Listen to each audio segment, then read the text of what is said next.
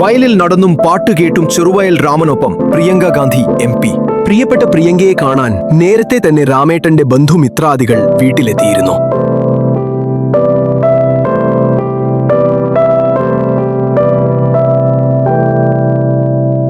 അറുപതോളം വിവിധയിനം വിത്തുകൾ കണ്ടും രാമേട്ടന്റെ വീട്ടിന്റെ വരാന്തയിലിരുന്ന് പഴയ കഥകളും കർഷക ആദിവാസി പ്രശ്നങ്ങളും ചോദിച്ചറിഞ്ഞു. ശേഷം രാമേട്ടനൊപ്പം അദ്ദേഹത്തെ പോലെ തന്നെ ചെരുപ്പിടാതെ കൃഷിയിടത്തേക്ക്.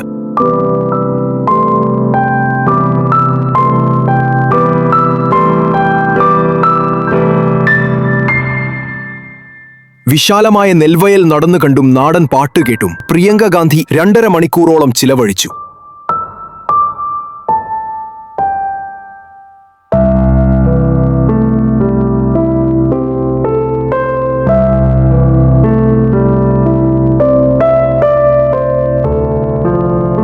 രാമന്റെ കയ്യിലുള്ള ഗോത്രവർഗത്തിന്റെ പരമ്പരാഗത ആയുധമായ അമ്പും വില്ലും കൂടി പരീക്ഷിച്ചാണ് പ്രിയങ്ക ഗാന്ധി മടങ്ങിയത്.